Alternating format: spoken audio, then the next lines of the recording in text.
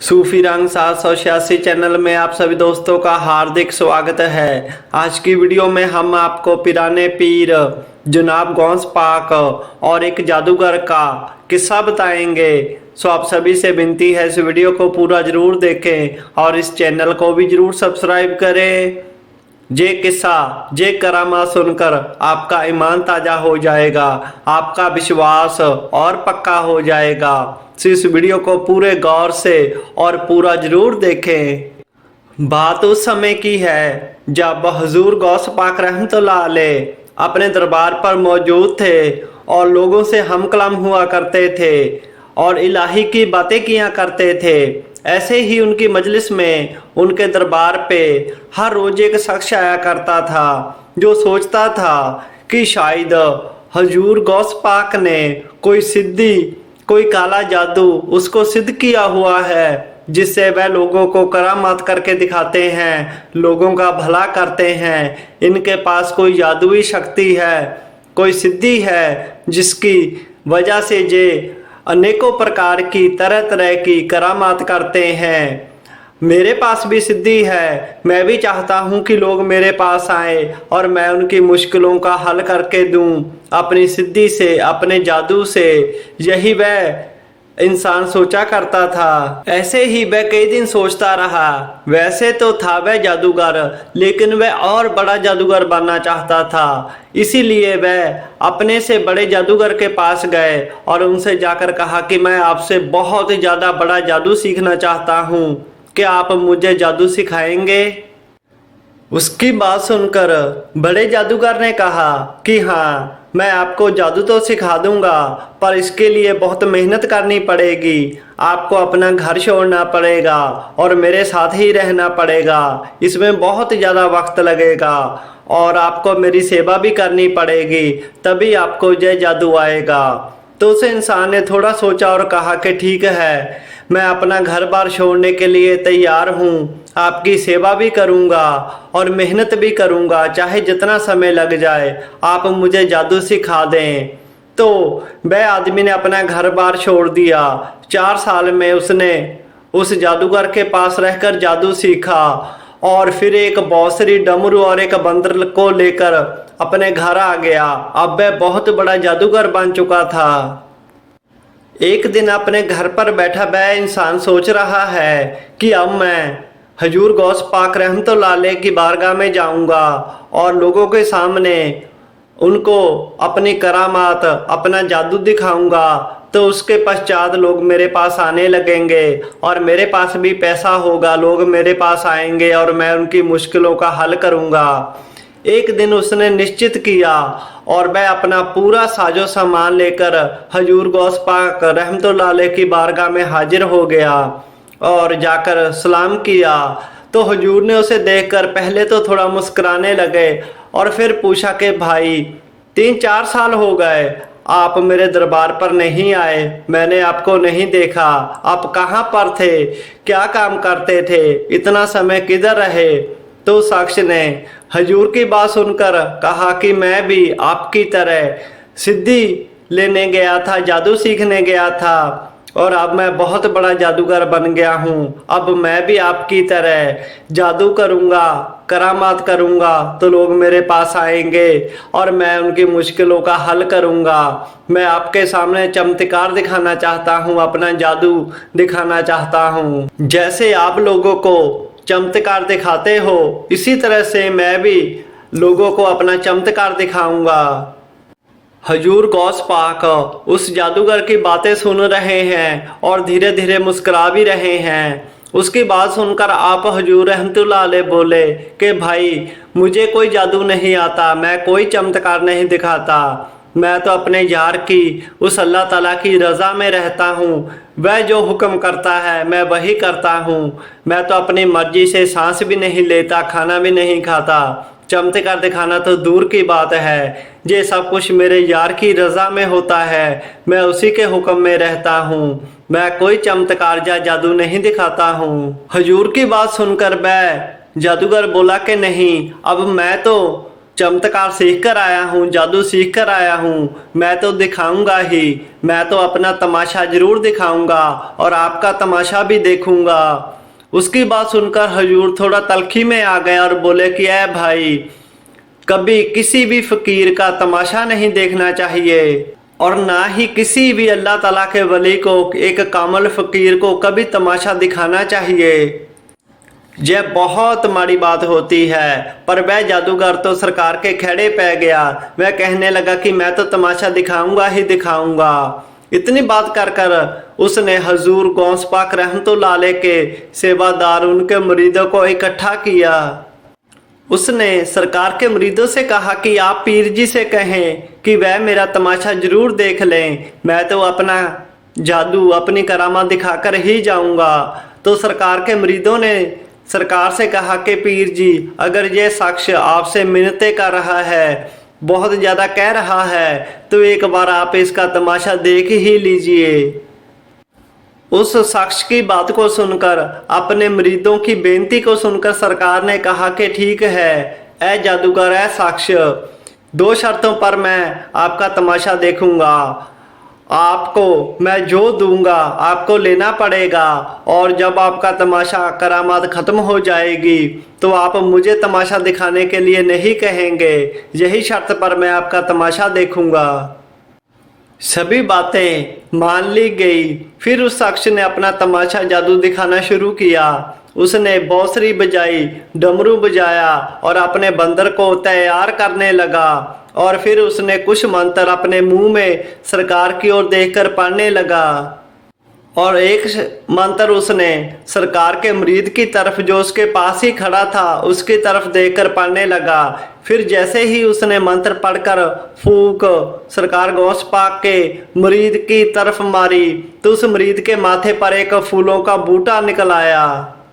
उस पर कई फूल लगे हुए थे। ये चमत्कार देखकर सरकार के मुरीद ताड़ी लगाने लगे और सभी खुश होने लगे।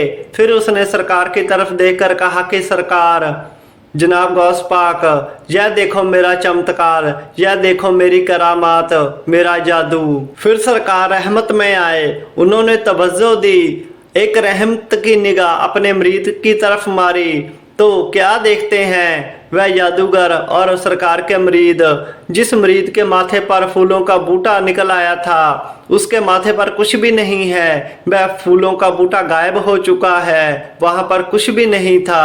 यह देखकर सभी हैरान हो गए। इसके बाद उस जादूगर ने 2-4 जादू और दिखाए और करामात दिखाई, जिसे देखकर सरकार के मुरीद बहुत खुश हुए। उसके बाद आप सरकार ने एक 500 दिनार की थैली भरकर उस शख्स को दी। सरकार कहने लगे कि यह मेरी तरफ से आपको इनाम है आपके जादू का। सरकार की बात सुनकर वह जादूगर बोला कि सरकार नहीं, मुझे पैसा नहीं चाहिए, मुझे इनाम नहीं चाहिए, मैं जो मांगूंगा आपसे मुझे वह चाहिए। उसकी बात सुनकर सरकार कहने लगे कि ठीक है भाई, मांगो, तुम क्या मांगते हो, क्या चाहिए। तो वह शख्स कहने लगा कि आज जैसे मैंने आपको चमत्कार तमाशा दिखाया है, आप भी मुझे जादू तमाशा चमत्कार दिखाएं। इस पर सरकार बोले कि भाई, मैंने आपसे पहले ही कहा था कि कभी किसी भी कामल वली को, फकीर को, ना तो कभी किसी का तमाशा देखना चाहिए और ना कभी किसी को तमाशा दिखाना चाहिए। इसलिए मैं भी कभी किसी को तमाशा नहीं दिखाता हूँ और ना ही देखता हूँ। आज तो मैंने अपने मुरीदों के कहने पर, अपनी संगत के कहने पर तुम्हारा तमाशा देख लिया है, वरना मैं ऐसा काम ना तो करता हूँ और ना ही करने के लिए कहता हूँ।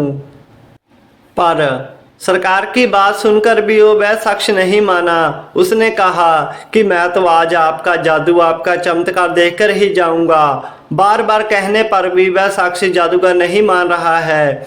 जब बार बार भी कहने पर वह शख्स नहीं माना, तो आप सरकार रहमतुल्लाह अलैह जलालत में आ गए और गुस्से में आकर कहने लगे, खबरदार, अगर तू नहीं मान रहा है तो फिर देख ले तमाशा। सरकार के पास एक पानी का लोटा पड़ा हुआ था। आप सरकार ने उसमें से थोड़ा सा पानी अपने हाथ मुबारक में लिया और उस शख्स के मुंह की तरफ फेंक दिया। जैसे ही वह पानी उसके मुंह पर पड़ा उसे अपनी सुर्त भूल गई। उसे कुछ भी याद नहीं रहा। वह यह भी भूल गया वह कौन है और कहाँ पर बैठा हुआ है। उसकी सूरत पूरी तरह गुम हो गई। फिर सरकार ने उसकी रूह को थोड़ा आगे तोड़ा तो वह क्या देखता है। उसने देखा कि वह एक बहुत बड़े मैदान में पहुंच चुका है और वहां पर कुछ लोग खड़े हुए हैं। हर एक के हाथ में एक बड़ा मांस का टुकड़ा है। सभी लोग अपने हाथ में मांस का टुकड़ा लेकर आसमान की तरफ देख रहे हैं। उस जादूगर की रूह यह देखकर बहुत हैरान हुई। उसने वहां पर खड़े एक शख्स से पूछा कि भाई तुम यहाँ पर क्यों खड़े हो और आपके हाथ में ये मांस का टुकड़ा क्यों है। तो उस शख्स ने बताया कि इस देश के राजा की थोड़ी देर हो गए मौत हो गई है और अब यह लोग यहाँ के राजा बनने के लिए खड़े हैं। जहाँ के लोग और कहीं के भी लोग राजा बन सकते हैं। तुम भी ये मांस का टुकड़ा लो और हम में से खड़ा हो जाओ और जो ये बाज ऊपर उड़ रहा है अगर उस बाज ने किसी भी शख्स के हाथ पर आकर बैठकर यह मांस का टुकड़ा ले लिया तो उसको यहाँ का राजा बना दिया जाएगा। यही यहाँ की परंपरा है। ऐसे ही हम राजा को चुनते हैं। उस जादूगर ने भी एक मांस का टुकड़ा अपने हाथ में लिया और आसमान की तरफ देखने लगा और वह जो बाज उड़ रहा था वह घूमता घूमता उसी जादूगर के कंधे पर आकर बैठ गया। जैसे ही लोगों ने देखा कि बाज उस शख्स के कंधे पर बैठ गया है तो सभी ने अपने हाथों से मांस के टुकड़े को गिरा दिया और उस शख्स को अपने हाथों में उठा लिया और उसकी जय जयकार करने लग पड़े। उन्होंने सभी ने ही उसको अपने उस देश का राजा मान लिया और उसको बादशाह बना दिया। सभी लोग उस जादूगर को लेकर राजमहल में गए। उसका राज्य अभिषेक किया। उसके सर पर मुकुट को रखा और कहा कि आप यहाँ के बड़े राजा हो। आपके अधीन बहुत सी रियासतें आती हैं। आपके अधीन और भी कई बड़े बड़े राजा आते हैं। आप यहाँ के महाराजा हो और आपकी बहुत सी रानियां भी है। जादूगर को वहाँ का राज मिल गया और उस राजा की सभी पत्नियां भी मिल गई। वह जादूगर वहीं पर रहने लगा और बादशाह बन गया और वहां पर रहते रहते थोड़ा समय गुजर गया। कई साल गुजर गए। उसके 3 बच्चे भी हुए और एक दिन वह बादशाह अपनी पत्नियों को और बच्चों को लेकर एक पार्क में गया और उधर बैठे हुए गौसपाक सरकार ने पानी का एक छींटा और उसके मुंह पर मारा तो उसकी रूह वापस आ गई। जैसे ही उस जादूगर को थोड़ा होश आया तो उसने देखा कि उसके एक हाथ में बंदर बंधा हुआ है और दूसरे हाथ में बांसुरी और डमरू है। जैसे ही उसने अपनी आंखों को खोला तो सामने पिराने पीर शेख अब्दुल कादिर शाह जिलानी मीरा गौस पाक महबूब इलाही बैठे हुए हैं और आसपास उनके मुरीद हैं। यह देखकर वह बड़ा हैरान हुआ। जब उसे पूरी तरह सुरत आ गई तो उसने सरकार से कहा कि ऐ सरकार, आप तो पिराने पीर हैं। मुझे जहाँ पर पहले भेजा था वहीं पर भेज दो। मैं अब यहाँ पर नहीं रहना चाहता। तो आप सरकार फरमाने लगे कि यह नहीं हो सकता। एक तमाशा तूने मुझे दिखाया और एक तमाशा मैंने तुझे दिखाया। आप सरकार ने कहा कि अगर आप वहां पर वापस जाना चाहते हो तो आप किसी कामल पीर के लड़ लगो, एक कामल गुरु बनाओ, उसकी सेवा करो, तपस्या करो, गुरु के मरीदों की सेवा करो, उनके दरबारों की सेवा करो, अच्छे नेक कर्म करो, झूठे बर्तनों को साफ करो, उस अल्लाह ताला की इबादत करो। फिर वह समय आपकी ज़िंदगी में वापस आ सकता है। सो प्यारे दोस्तों, जय शान होती है औलिया अल्लाह की, अल्लाह ताला के वलियों की, पीरों के पीर की ऐसी ऊंची शान है। वह जो चाहे कर सकते हैं। ऐसे हैं पिराने पीर 11वीं वाली सरकार। सो इस वीडियो को आप ज़्यादा से ज़्यादा शेयर करें, लाइक करें, कमेंट करें, इस चैनल को ज़रूर सब्सक्राइब करें। हजूर गौस पाक रहमतुल्लाह अलैह आपकी हर इच्छा पूरी करे। आमीन।